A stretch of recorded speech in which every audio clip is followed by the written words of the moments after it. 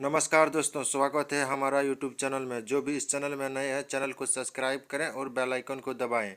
Comment में जय श्री कृष्ण लिखें। वीडियो को अंत तक देखिए और चैनल को सब्सक्राइब करें ताकि आने वाला वीडियो आप तक पहुंच सके। अकेला रहना कैसे सीखे, श्री कृष्ण ने बताए मार्ग।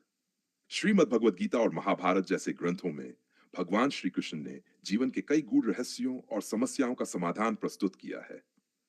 अकेलापन, चाहे वह शारीरिक हो या मानसिक, एक ऐसा विषय है जो हर व्यक्ति के जीवन में कभी न कभी आता है। श्री कृष्ण के उपदेशों और जीवन से हमें यह समझने का अवसर मिलता है कि कैसे अकेले रहना एक कमजोरी नहीं, बल्कि आत्मज्ञान और आत्मनिर्भरता का साधन बन सकता है। अकेलापन, समस्या या अवसर। अकेलापन एक ऐसी अवस्था है जिसे व्यक्ति नकारात्मक रूप से भी देख सकता है और इसे आत्म विकास के लिए एक अवसर के रूप में भी उपयोग कर सकता है। श्री कृष्ण ने गीता में कहा है, उद्धरेदात्मनात्मान नात्मान वसादियत, आत्मैव ह्यात्मनो बंधुरात्मैव रिपुरात्मन। अर्थात व्यक्ति को स्वयं के द्वारा अपना उत्थान करना चाहिए, न कि अपने मन को गिराना चाहिए। आपका मन आपका सबसे बड़ा मित्र भी है और सबसे बड़ा शत्रु भी। इस श्लोक से हमें यह सीख मिलती है कि अकेलेपन में हमारे विचार और दृष्टिकोण महत्वपूर्ण होते हैं। अकेला रहना सीखने के लिए श्री कृष्ण के मार्गदर्शन। 1, स्वयं को पहचाने। श्री कृष्ण ने अर्जुन को यह सिखाया कि आत्मा अमर है और शरीर नश्वर। यह जान हमें इस सत्य को समझने में मदद करता है कि अकेलापन एक बाहरी अनुभव है। प्रयोग करें, हर दिन ध्यान विचेषण करें, अपनी आत्मा के साथ समय बिताएं और यह समझने की कोशिश करें कि आप शरीर से परे हैं। यह अभ्यास आत्मनिर्भरता और मानसिक शांति को बढ़ावा देता है। हैव टू, कर्म का महत्व समझें। गीता में श्री कृष्ण कहते हैं, कर्मण्येवाधिकारस्ते मां फलेषु कदाचन, अर्थात तुम्हारा अधिकार केवल कर्म करने में है, फल की चिंता करना तुम्हारा कार्य नहीं। यह उपदेश हमें सिखाता है कि अकेले समय को निरर्थक न गवाएं, इसे अपने लक्ष्य और कार्य में लगाएं। प्रयोग करें, नई चीजें सीखें, जैसे कि संगीत, लेखन या कला। अपने कर्मों को ध्यान पूर्वक करें। लाभ, व्यस्त रहने से अकेलेपन का एहसास कम होगा और आत्म संतोष बढ़ेगा। संगति और असंगति का विवेक। श्री कृष्ण ने सत्संग, सज्जनों की संगति का महत्व बताया है, लेकिन उन्होंने यह भी कहा है कि कभी-कभी एकांत भी आवश्यक है।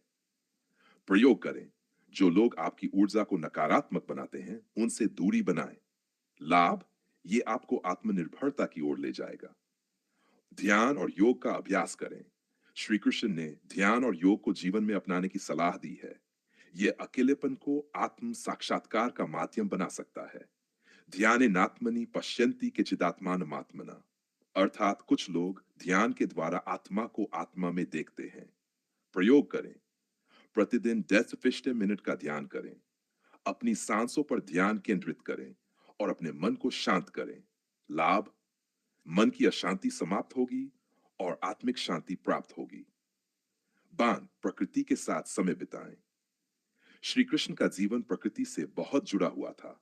उनकी बाल लीलाएं, गोवर्धन पर्वत उठाना और यमुना के तट पर बांसुरी बजाना, ये सभी प्रकृति के महत्व को दर्शाते हैं। प्रयोग करें, अकेलेपन के समय प्रकृति में समय बिताएं। बगीचे में टहलें, पक्षियों की आवाज सुने या नदी के किनारे ध्यान करें।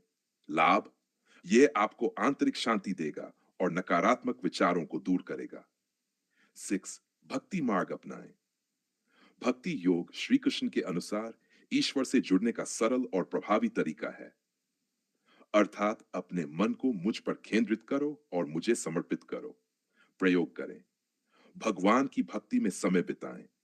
भजन, कीर्तन या भगवान के नाम का जप करें। लाभ, यह आपको परम आनंद की अनुभूति कराएगा और अकेलेपन की भावना समाप्त होगी।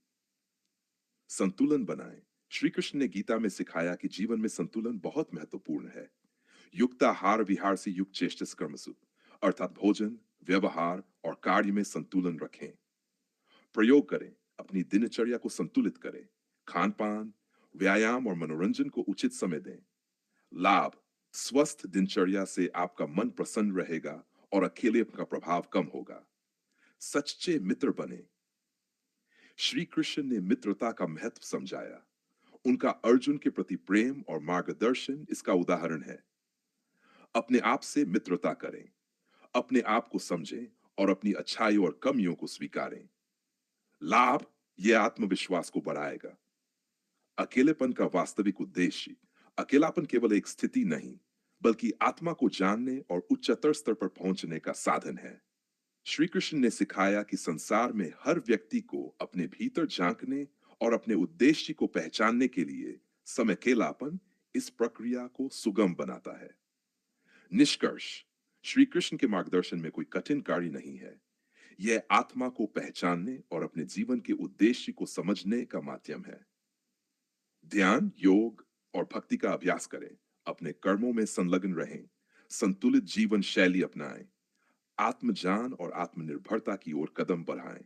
श्री कृष्ण का ये उपदेश हमें सिखाता है कि अकेले रहना नकारात्मक नहीं, बल्कि जीवन को एक नई दिशा देने का साधन है। जब हम अकेले समय को आत्म विकास के लिए उपयोग करेंगे, तब हम न केवल अकेले रहना सीखेंगे, बल्कि अपनी आत्मा से भी जुड़ सकेंगे।